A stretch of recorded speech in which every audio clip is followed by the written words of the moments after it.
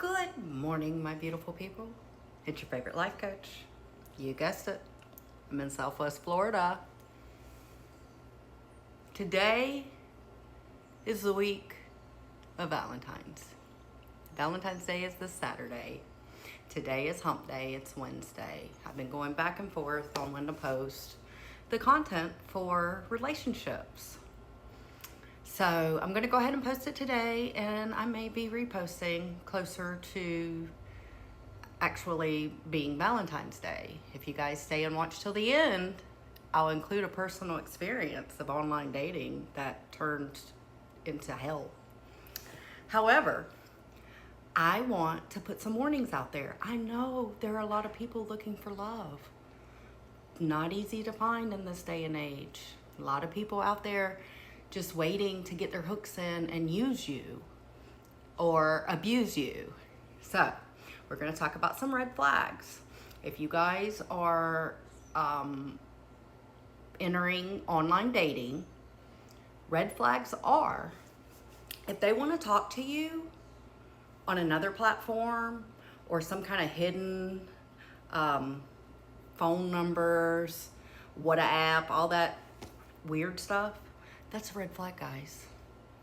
The untraceable, that's a red flag. Do not talk to those people. They're not real. They don't have real intentions. I promise you. Secondly, if they have multiple issues come up all the time, like cars breaking down, phone got cut off, no groceries to eat, power bill cut off, they need money, red flag, guys. Not an actual person that's interested, okay? They're just looking for somebody to use, all right? So those are two things I want you to really be cautious of, because I don't want you guys going out here looking for love and turning into prey for these predators out here, all right? Now, as far as the personal experience, I'm not saying online dating is bad. My mother is an example of the good that can come of online dating. She met her partner there, and they have been happy for the past 5 years. And they were multiple states apart in the beginning. So that is a story that just shows you that true love does exist out there. However, my experience after my abusive ex, and it was actually a break in between my current husband and we were taking a break, and I saw Mom and what she was enjoying, and I said, let me try online dating. Now, I know you guys don't know a lot about my backstory, which is I got married when I was 16, stayed married to my first husband for 9 years. Remarried at 23, 24, stayed with him for 10 years, okay? Third husband, stayed with him for 8 years.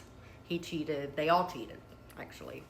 However, the husband I'm with now, I've been with since 2020. So if you add up 45 years and all my marriages, not a lot of time for dating. So I can say I was naive in the beginning. However, I met this guy on Facebook, online. I had spoken to him like a year before when I was single, and we just never met up. But this time, he wanted to get together, and so we met at a steakhouse, public place, did everything right. We met at a public place, everything was great. He bought dinner. It was nice. Perfect evening. So the next weekend comes around.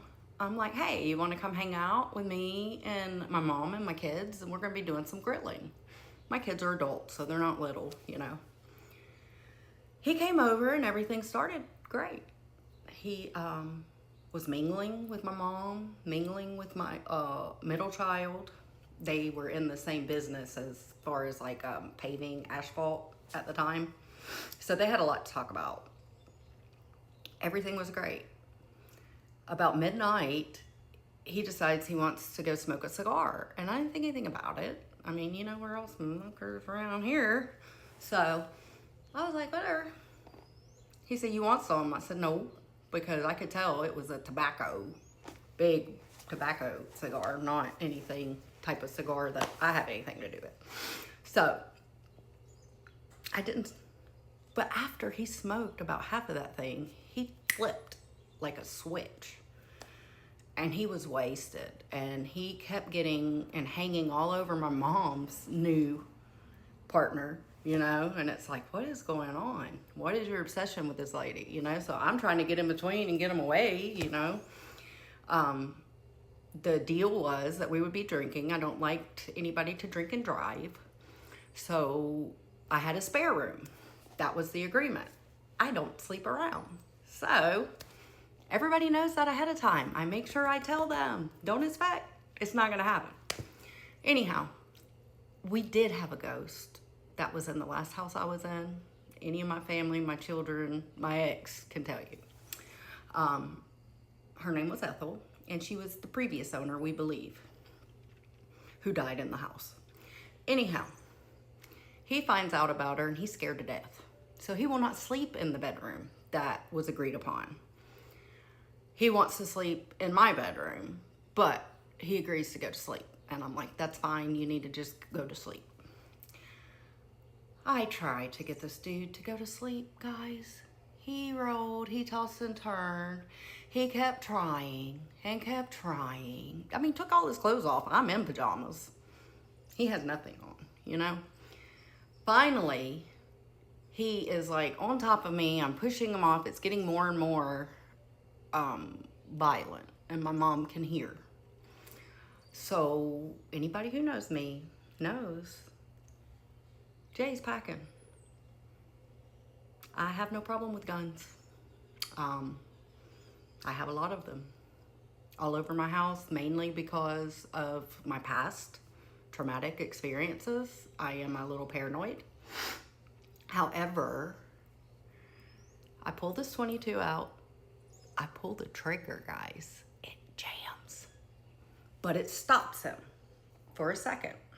He keeps running his mouth, and I said, oh, okay, motherfucker, I'm gonna go to my car and get the 380. I'm gonna be right back. You're leaving. It's done. I go to my car to get the backup.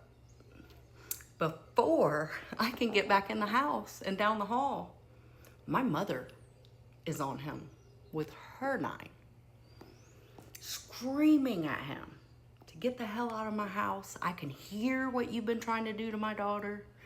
You don't come in somebody's house and act like that. Get out. He asked her, he said, well, can I get dressed? She said, I don't give a damn what you do, but you get the fuck out. So I come in behind her wielding my 380 as if she needed any backup. You know, she's Mama Bear. She don't need shit. Anyhow, we get this guy out of our house. I call my current husband and I'm like, oh, I need to talk to you. I need you to come stay at the house a few days because I didn't know if he was going to come back. I've already showed this dude where I lived. Remember, this is not the first date. It's the second. So guys, take note. Be very cautious. I would say the first 5 dates, ladies. Look for red flags. There are sexual predators out there that just want something from you. Okay? So yes, please guys, be very, very cautious. I share these with you because I don't want any of you guys to have to go through that. We got him out of the house. I got back with my ex because he stayed. My husband now, he came, he stayed as just a friend to make sure my family, my mother and I were safe. And with that, guys, I want you to go out and be beautiful badasses today. And I'll see you later.